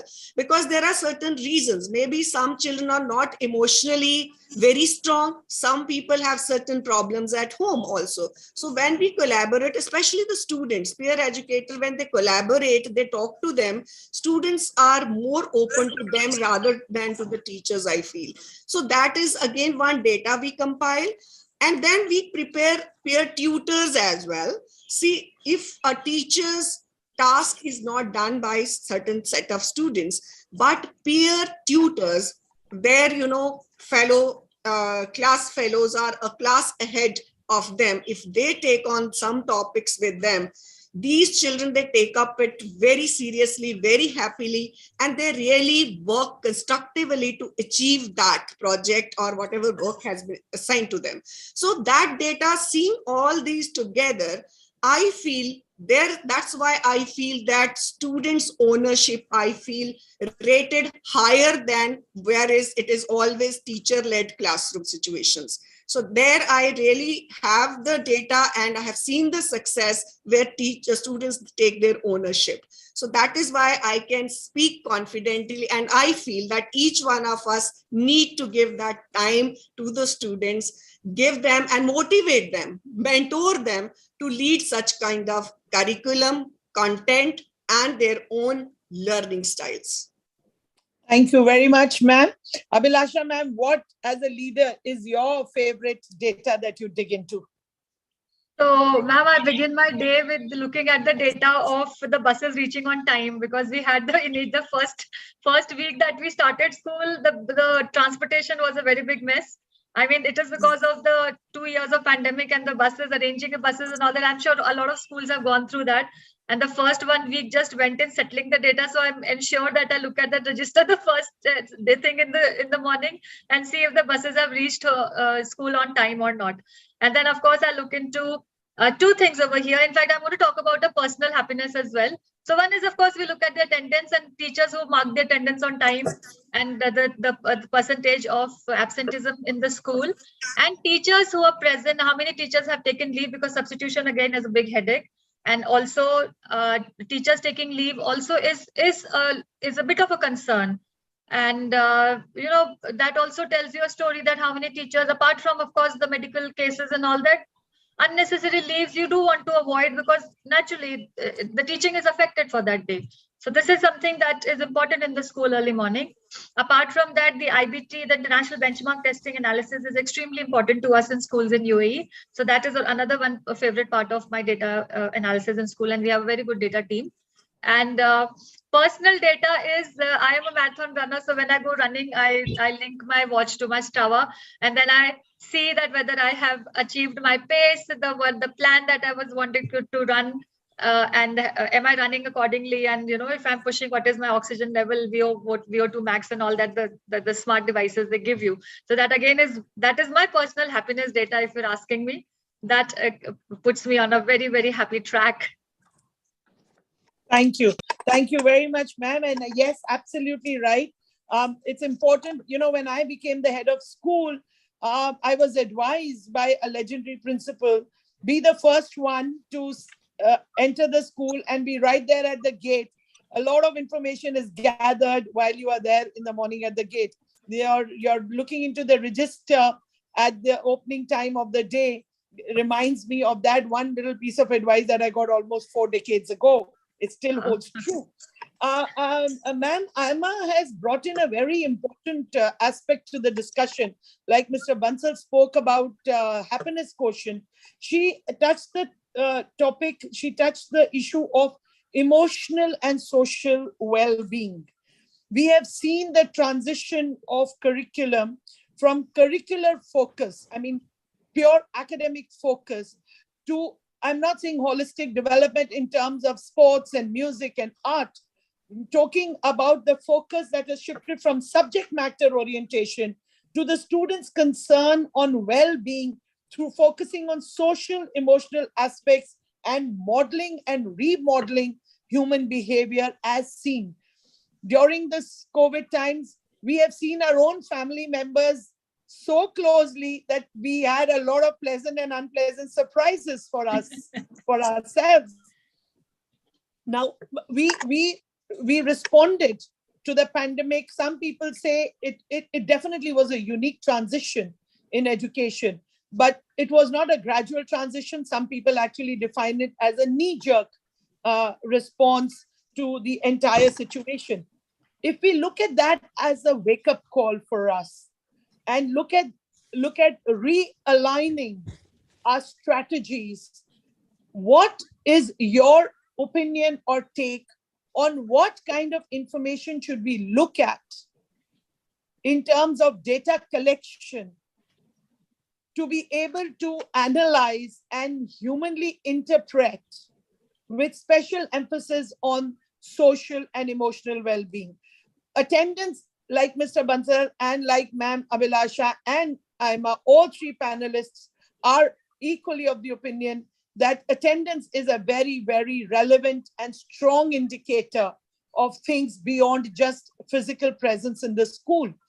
What, according to you, if we were to give a wake-up call to ourselves, what kind of information, and I'm not really saying data, what kind of information do you think you would like to look at to be able to address this concern of social well-being, emotional well-being as a clear focus from pure, simple academic or even curricular content?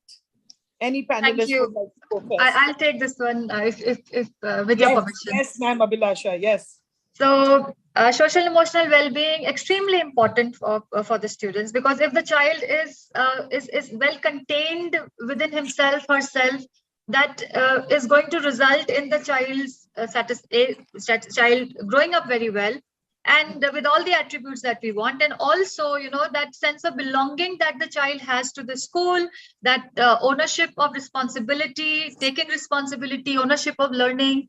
And also, like when I talk to the children, I tell them that you're not just the citizens of your own country, you're all global citizens. So, so all those 21st century learning attributes that we want our children to grow up well with, of course, 100% everybody will not have that. But then again, a healthy constitution which has a healthy mix of everything that we want our children to have. So happiness of the students is extremely important. Their happiness and well-being. So, looking at that issue in the school, where we're looking at that, what is the sense of belonging of the students in the school? What kind of student-led initiatives that the children willingly take and initiate projects in the school? How much are they concerned about the school environment, and how many of them come and speak to you about it? They express a desire to do something in school. So these are important conversations, in fact, even at teacher level and at senior, the SLT level, that we need to have with the students. I'm a huge fan of student agency, and I'm a huge fan of extracurricular activities. I've been a sportsman myself, and I've been a model UN trainer for the last 10 years. I've traveled with the students. And because of those traveling, episodes, we bonded so well, and we know that particular groups that I have traveled with, the students keep in touch with me. They let me know what they're doing. Any new achievement, immediately they ring me up and convey to me. So these are important things for teachers in the school. It is not at the senior leadership level that's a one person on the top. It is at groundwork that this has to happen, and that's where you're building strong schools, strong institutions. So student well-being definitely it has to be a very big focus, and it is here we have to look for information. Something as simple as the kind of lunchbox the child is getting. If you like I do that, during my lunch break to rounds of the school, I would decide to go to any class and ask them, so what have you brought today? So that if it is a healthy lunch, then of course you praise them. But if somebody has got a croissant pack or cake and biscuits, then definitely you talk to them and you tell them that tell mama to give you sandwiches and to give you healthy meal and things like that. So these are important things, important information for you. So as simple as a content of a lunchbox, to looking at student-led initiatives in the school, and there's a very big bandwidth in between that can be covered. And at the same breath, I'll just take a few more minutes to say that during the pandemic, this is what my background over here says, attitude of gratitude. This is a pedagogy that we initiated in the school last year, because we realized that, the second part of the pandemic, actually, I started feeling that sense of detachment that the children, sort of those that were coming to us in sort of undercurrents. Even the teachers, the sense of detachment that everybody was feeling because of that, because we are, as human beings, we thrive on our aura amalgamation. It is because we by nature are gregarious. We have to meet, we have to shake hands, we have to see each other, smile at each other, and that body aura, that that physical presence within each other, that interaction makes us what we are. So that's where we initiated the attitude of gratitude, growing up with gratitude pedagogy, where as a pilot, we started in grade 1, practice gratitude. So everywhere have that conversation, and then in the class having a gratitude tree, a gratitude wall, and service learning initiated with children, giving volunteering, teachers themselves. I also do that, and students volunteering wherever there is an opportunity to give back to the community what you're receiving from God as halves. So that's something that we are very proud of, and we're continuing to do that. So again, part of conversation. Thank you very much, Mr. Bansal. Since you spoke about the happiness quotient, any comments on happiness quotient and its link with social emotional well-being and its link with data? So coming on the point of social and emotional well-being, I would take this excerpt from the previous panel that happened. One of the fellow panelists shared a very beautiful quotation that the teacher should be by choice, not by chance. So as educators, I think all of us are going to agree with this, that the major problem that we find is finding the right teachers that want to be teachers by choice, not by chance. So I think if we are able to cater to this problem, the happiness quotient, the emotional well-being of the child, the social well-being of the child are up to an extent catered by the teacher itself in the classroom. Because the teacher is not only present in the classroom just to deliver the ABCs and 1, 2, 3s of maths and English, but she is the role model of the child. The problem doesn't lie in finding the solution. The problem lies in identifying the problem first of all. So if the teacher is equipped enough, if she's a teacher by choice, not by chance, she'll be able to identify that problem first. And if we are able to identify the problem in time, the solutions will, I think, automatically follow easily for us. There are a lot of numerous options that we can intervene with the child, we can intervene with the counselor, we can intervene with the parents, we can have many options to deal with that. But first of all, we need to identify at a particular and the right time that where the problem lies. We need to identify that problem. Once we are able to do that, we'll be able to take care of that problem very well. That's what I believe, ma'am. Thank you, Mr. Bansal. I think you just read my mind. I don't know how you do that. Because the one thing that I was wanting to talk about is that we are talking about social, emotional well-being and happiness quotient of the children. What about the teachers? Yes. Is the teachers happen because they are the role models. If teachers are happy, only then they can contribute to the happiness of the children. So this thing about teacher by choice and teacher by chance, I have a little message for those who are not teachers by choice, but I want to tell them that there is hope. Even if you are here by chance, I want to share my own story with you. I joined the Delhi School of Economics. It's supposed to be the Asian version of London School of Economics. And I'm talking about 4 decades ago when people didn't go to London School of Economics so much. At that time, I was a very serious student. And at that time, if anyone, Mr. Bansal, if anyone would miss a class or bunk a class, I would tell them, "Padh lo, nahi to kisi school mein padhate nazar aoge." And trust me, in my batch of 30 children from Delhi School of Economics of that year, everybody's either working for RAW or an IAS or Indian Statistical Research Institute. I'm the only educator, teacher by chance, not by choice. But trust me, once I came here, I realized that there was divine intervention. I belong here. I would have been a total misfit in bureaucracy or in the corporate world. So those of you who are here, even by chance and not by choice, now that you are in it, find your happiness in whatever you are doing, because when you start loving what you are doing, you will do it very, very well. So that's something about the social and emotional well-being of teachers. My one last question, we've been talking about human connect, interpretation of data, analysis. We've also been talking about qualitative data. The lunchbox is an example of qualitative data. The curriculum designing, mentoring by Aima ma'am and happiness and all of that is qualitative data. We are talking about interpretation and analysis. I want to know, there can be sometimes data like attrition. So there are schools that have a number of teachers leaving every year. How do you think should that be read? Because it's a double-edged sword. There are some legacy schools where teachers join at very high salaries. They grow in the job. We are talking about legacy schools. They grow in the job, then they grow out of the job. You know, there is a glass ceiling in every institution. And then they leave the school to become principals elsewhere.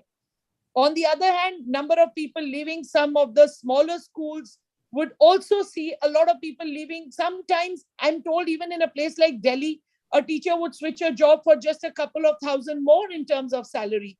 I'm not saying it's wrong to do it. I'm not putting any value judgment. I am just talking about data interpretation. When we talk about data of attrition, people leaving the organization, quickly, because we are running out of time, quickly, I'm using this just as a case in point on how the same data can be interpreted differently and where the human interpretation of the data comes. So literally 60 seconds to each speaker on data interpretation on attrition. Alphabetical. May I come in, ma'am? Yes, Aima ma'am. Yes, Aima ma'am. Yes, ma'am. Very rightly said. Most of the schools and most of the teachers have been doing this, switching over from one place to another place. Again, I am not boasting of this is our school and we are doing this kind of a thing. No. I would like to just put it in your notice that we are just 9 years old school, and in that 2 years have gone pandemic, which you feel that it's exactly just the 8 years we can say on the whole in the offline mode. So the teachers who joined us in the first year, founder members I call them, and they are still with us, except for 2 teachers in this 8 years time who got married outside Jammu. They only have left my school and others are part of me. And now being in the leadership position, it's my duty to stop the attrition rate. For this, we have in-house programs where we do pat our teachers, we recognize their services, and we do honor them from time to time. We have a system in place where every 5 years the teacher has completed, we have in the form of, you can say, cash award for them. We have fixed every 5 years who's being with us, they are being rewarded in a good felicitation ceremony. And this year, I feel like sharing with you all, in my own school, we have promoted our own people who have been working with me from last 8 years. Out of those, one has become my VP, one has become my headmistress, other 3 have become my coordinators of different areas. So I feel if we give them something, some incentive, in not only in form of, you can say, reward in form of money, but if you give them teamwork, if you acknowledge their services, if you appreciate them, I think they are not going to go anywhere. And we should have in-house promotion methods in the school. And they look forward to that. And that's, I think, it's going to work. It's working for me. And I think it will work for others as well. Thank you very much. Any 30 seconds, Mr. Bansal and Abhilasha ma'am. I'm sorry I'm cutting out your time, but 30 seconds on this, please. Teacher longevity in any school, it speaks volumes about that school's working culture and ethos. And I have worked in schools like that. And I know that how it could be a stressful environment work-wise, but then because there are people at the upper end of the school who look after you, that you give yourself complete commitment of yourself to that institution. I've been a teacher like that, and I try to keep that in mind for the present school also. And like Ms. Rohini said, we also have similar procedures of internal succession plan for the teachers' growth, and we look at the when we also had that same problem recently of high attrition, and then we looked at our data, we spoke to the teachers personally. We also we do conduct an employment engagement survey every year. In fact, twice a year we do that, and we look at the data and we look at the responses, and then wherever the concerns which are in our hand, something that is in my hand and something that I have to take to the management, but we are all together to see that teacher well-being and teacher support. Like I'm a T4 ambassador, and that learning also goes into the school, that support the teacher with resources, support teacher leadership, support teacher collaboration in the school is very important, because interdepartmental conversations very important, teamwork very important, and so is teacher well-being. So that's in fact a responsibility for all leaders in the school. Thank you, ma'am. Mr. Bansal, your closing remarks, please. So physics has taught us that the high pressure moves from higher side to the lower side. So in a school body, so even if one of the person sitting at the highermost hierarchy has this kind of viewpoint, until and unless this viewpoint follows throughout till the lowest of your employed grade, this plan is not going to work at all. Till the time only we people are talking, sitting in our offices about the happiness quantum, about the teacher developments, about the etc.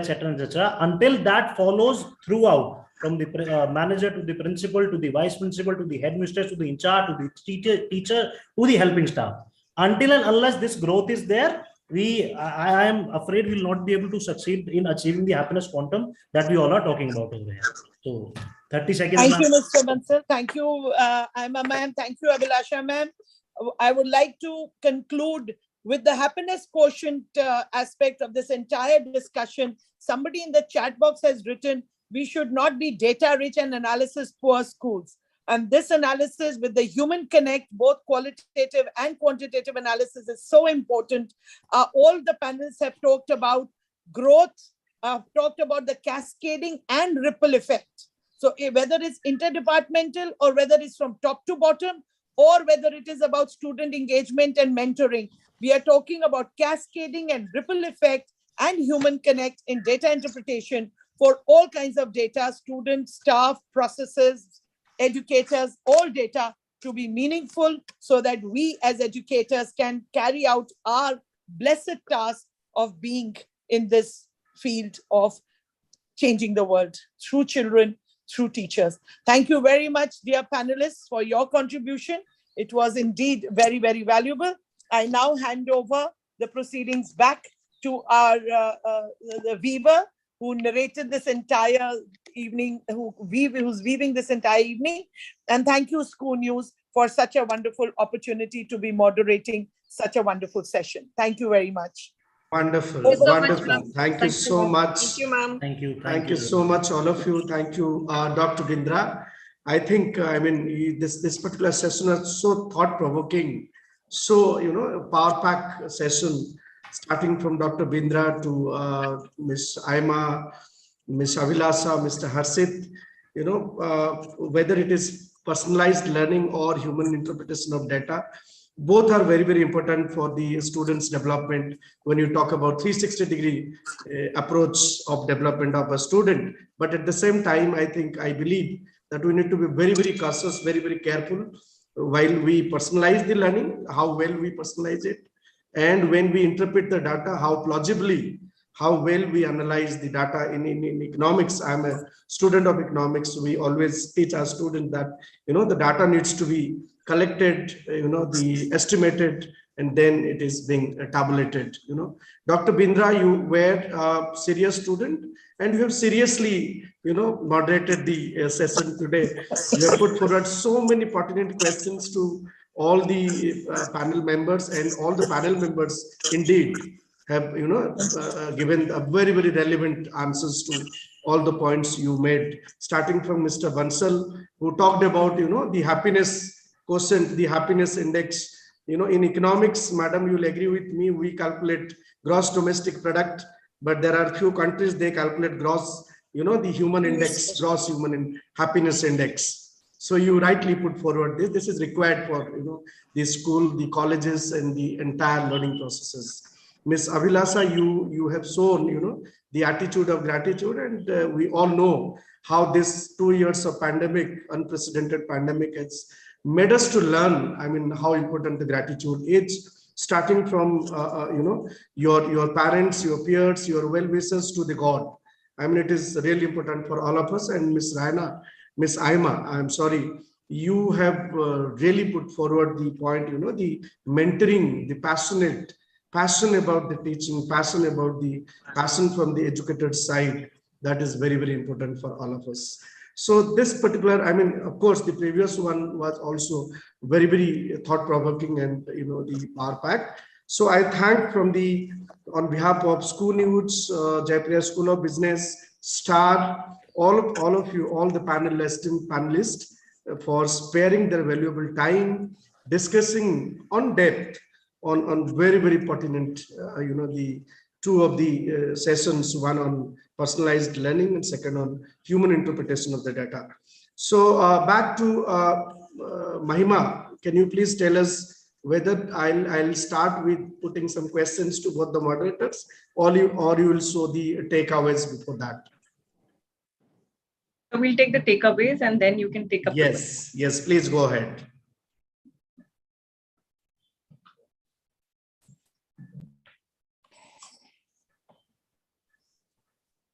Okay, for the benefit of all the, the attendees, we have the takeaways. One, the individual learning, student-centric, customized and tailor-made, driven by passion, interest and aspiration of the students. Takeaway two, bridges the learning gap, creates learning environment, since work on one pace motivates students. This is from the first panel discussion, which was on personalized learning. So can we go to the second session's takeaway, Ms. Mahima?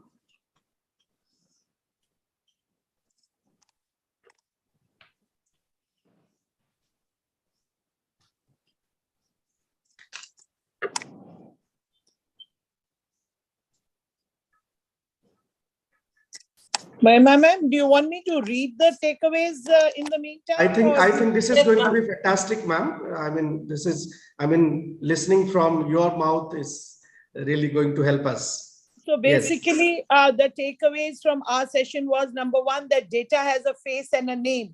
So the human connect aspect, then combination of data collection and human interface aligns with our strategies for outcomes. CAT4 and triangulation of data can be used immensely for evidence-based learning and student achievements. Human connect is a key word in energy aspect of data analysis. Happiness quotient is seen as a declining trend, and using the right technology and data interpretation can help us to address this issue. Some of the personal favorites of the panelists in terms of data that they look at is the attendance data, is data in terms of student achievements and results, and data that gives something like even reaching on time and the buses data. Qualitative and quantitative data are equally important, and cascading and ripple effect is important to make sure that there is whole school growth. The schools, I wind up with someone from the chat box, schools should not be data rich and analysis poor. Wonderful, wonderful. So nice of you, madam, for reading out your own takeaways. So with this, madam, since you are here with me, I have three very quick questions to you, Dr. Bindra. You can take it as a rapid fire question. I'll not give you not more than 10 seconds each.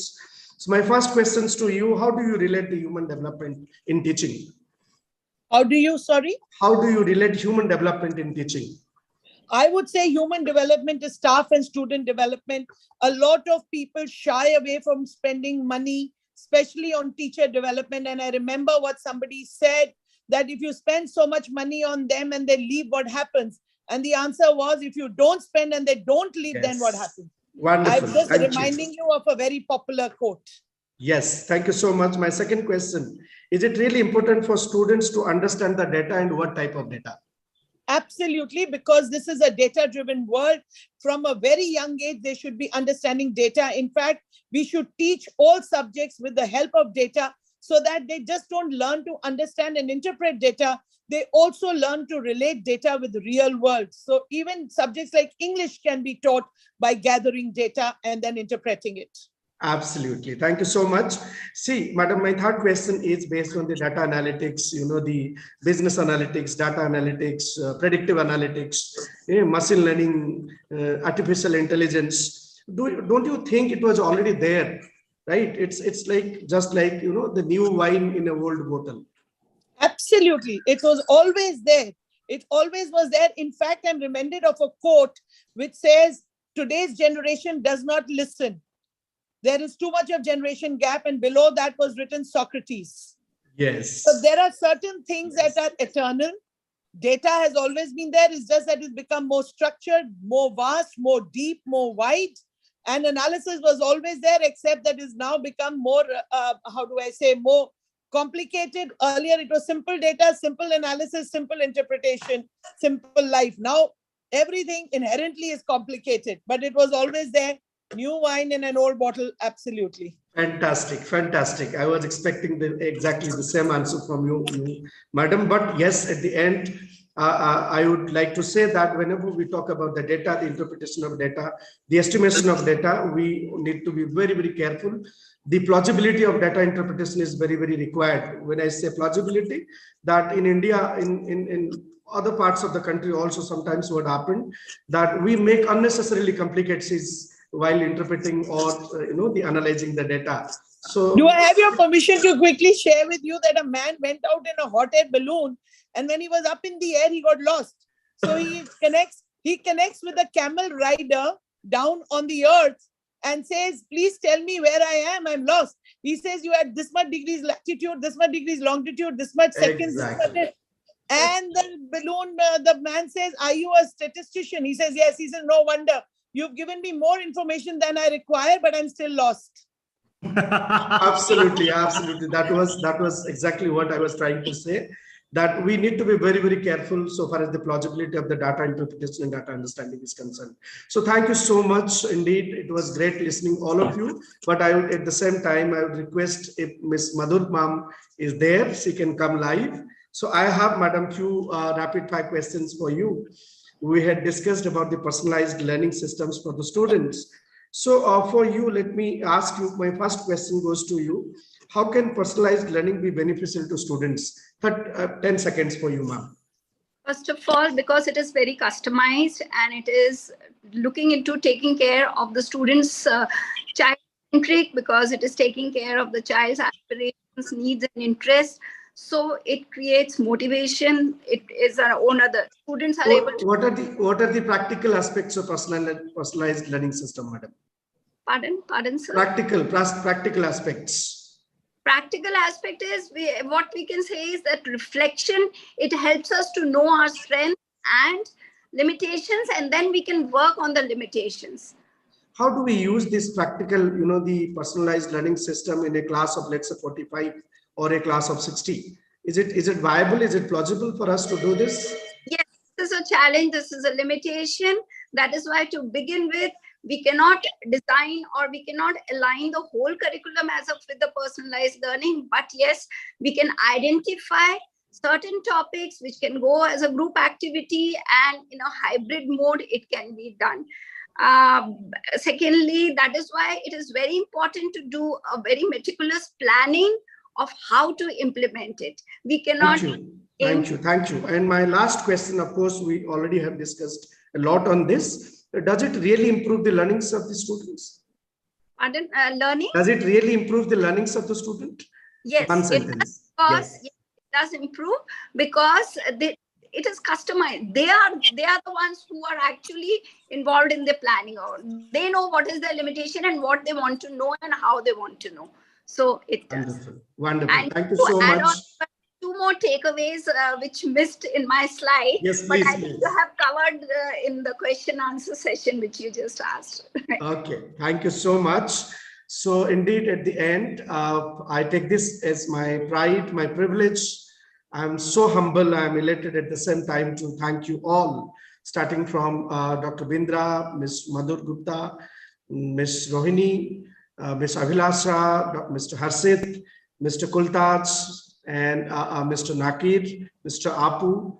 So all of you really made this evening, this afternoon, fantastic, full of learnings. And I'm sure all the attendees, the educators, the students, even myself, I personally has learned a lot of things today.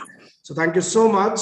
My sincere gratitude to Scoop News, to Jaipuria School of Business, and the Samartha Teachers Training and Research staff.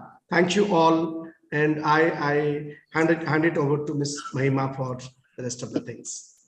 Thank you so much. Thank you. Thank you. Thank you, Dr. Tapan. Thank It was you. indeed My a stimulating pleasure. conversation. It was very nice. Thank you all. Thank you. Thank you, everyone. Thank you and namaskar to all of you. Ma'am, thank